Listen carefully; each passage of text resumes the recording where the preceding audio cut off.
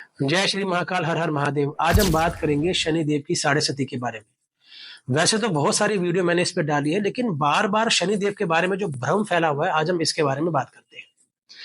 जब भी आज हम कोई वीडियो देखते हैं, उसमें सबसे पहले कहा जाता है कि इस राशि वाले के साथ इतना बुरा होने वाला है, ये राशि वाला बैठ जाएगा, किसी लायक नहीं बचेगा, या फिर जीवन में इतने संघर्ष आएंगे कि आप निकल नहीं पाओगे। पहली बात तो आप समझिएगा कि यदि आपका जन्म इस मृत्यु लोक में हुआ है, तो संघर्ष तो आप लेके आए। सबसे वैलिड पॉइंट क्या है कि यदि आपका जन्म इस धरती पे हुआ है, जिसे मृत्यु लोक कहा गया है, तो मृत्यु तुल्य कष्ट तो आपको झेलने पड़ेंगे।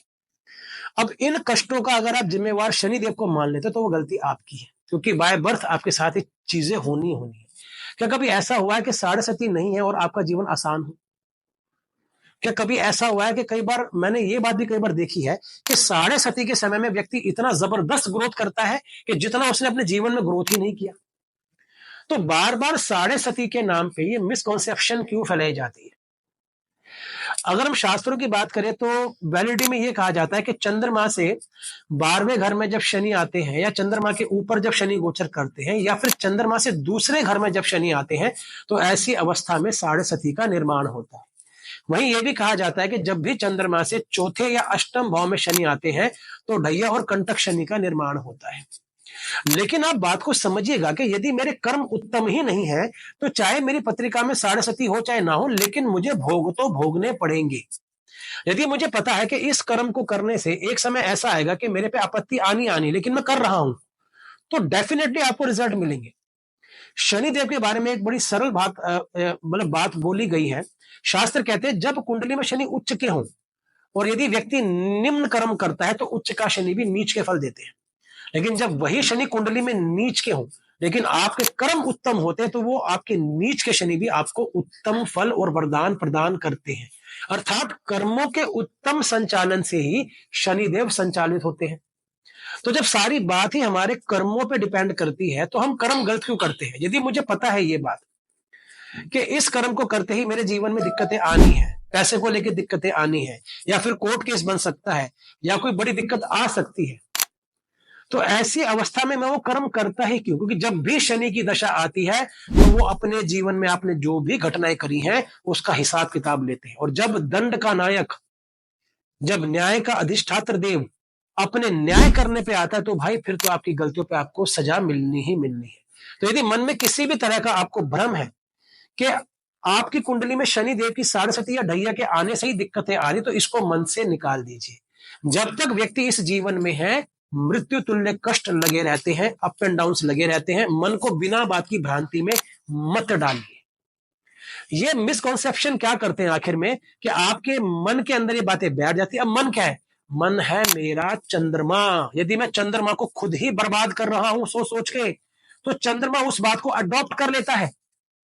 और अगर चंद्रदेव ने इस बात को अडॉप्ट कर लिया, तो आप यकीन मानिएगा कि आपकी साढ़े सती जो आपको उत्तम फल देने वाली होती है, वो भी आपके लिए अनिष्टकारक साबित हो जाती है।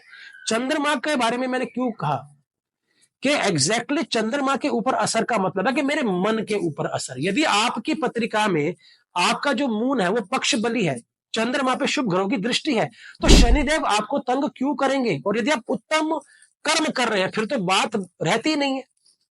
तो जब तक किसी बात की गहराई को ना समझो, मन में किसी तरह की नेगेटिविटी को मत लेके आओ। अब मैं जानता हूं कि आखिर में एक क्वेश्चन जरूर बोला जाता है कि सर इसका उपाय क्या है, क्योंकि बिना उपाय के कोई सेटिस्फाइड नहीं होता। तो ऐसे 5 उपाय हैं जिसे आप अगर कर लेते हैं, आपका जीवन उत्तम हो जाएगा। सबसे पहले अपनी पत्रिका में चंद्रमा को देखिए, क्या वो पक्ष बली है या पक्षहीन है। यदि चंद्रमा से सप्तम भाव में सूर्य बैठे हैं, तो वो पक्ष बली है। लेकिन यदि चंद्रमा सूर्य से 11वें, 12वें, या सूर्य के साथ, या सूर्य से अगले 2 घरों में बैठे हुए हैं, तो अर्थात चंद्रमा का बल उत्तम नहीं है। तो ऐसी अवस्था में कुछ भी नेगेटिव हो जाएगा घर के अंदर, तो आप ये बातें साढ़े सती पे डाल देंगे। तो सबसे सुंदर उपाय है कि अपने चंद्रमा को बलि करने के लिए 2 मुखी रुद्राक्ष, 2 दाने, साथ में एक 3 मुखी को धारण करें। जब चंद्र मंगल दोनों साथ में हो जाते हैं, तो आपकी कुंडली के अंदर नेगेटिविटी आपको नहीं दिखती है और आपका मन बली हो जाता है। मंगल आपको स्ट्रेंथ देते हैं, आप में हिम्मत आ जाती है। दूसरा उपाय, यदि हो सके तो कोशिश करें भगवान शिव की आराधना करें और गंगा जल से उनका रुद्राभिषेक करें। तीसरा, शनि देव की उपासना करें, शनि देव की पूजा करें। शनिवार के दिन कोशिश करें कि यदि कोई दुखी व्यक्ति आपको मिलता है उसकी थोड़ी सी मदद कर दें। चौथा, यदि हो सके भगवान शिव का रुद्र अभिषेक करें। पांचवा, सबसे सुंदर उपाय, अपने मन को शांत करें, अपने कर्मों को उत्तम करें, अपने कुटुंब के लोगों का सम्मान करें और सदैव अगर कोई व्यक्ति ऐसा है जो दुखी है उसकी मदद करें। अब यकीन मानिएगा यही साढ़े सती, यही ढैया आपको राजयोग प्रदान करेगी। इसलिए साढ़े सती ना समझ के इसको राजयोग का एक ऐसा प्लेटफॉर्म मान लीजिए जो आपके जीवन को बदल सकता है। जय श्री महाकाल, हर हर महादेव।